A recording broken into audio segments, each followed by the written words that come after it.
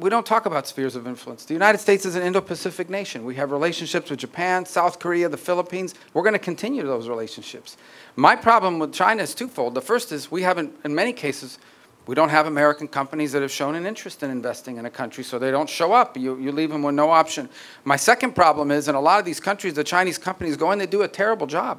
Not a bad job, a terrible job. I just came from Guyana, where we had to drive on a road the Chinese built. Were you were on the trip with us? Yeah. Or did you have to go on this road? Yeah. Okay, we almost all had concussions because the road was so bad. It was terrible. They paid these people to build this road, and then they bring their workers. They bring their workers. They don't hire you. They bring their workers in to do all the work. And then, or they want you to borrow a bunch of money and then they hold it over your head. So what I want is for countries to have an alternative to that.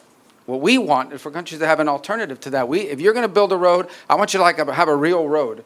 They were better off with the dirt road than the road we were just on. And it's not the fault of the current administration. You know, in Guyana, that was a road that was built before, but they did a terrible job. If you did that job in America, someone would sue you for a lot of money. Okay? It was a bad road. So we want to be able to ensure that we are providing alternatives to what we think is bad work by the Chinese that never finishes on time, is always over budget, and brings their own workers, don't even hire the locals.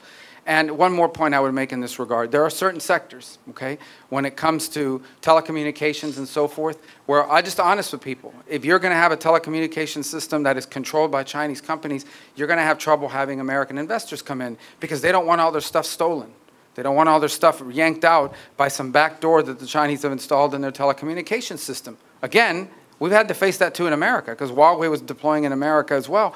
Again, we have to have an alternative, though. There has to be somebody else that comes along and says, we can do it too, and we won't spy on you when we do it. So our goal is twofold. Create these options, but not just options that don't, to China, options to work that involves bad workmanship, over budget, with debt attached, and using their own workers instead of yours. That's the alternative we want to provide in any endeavor we can.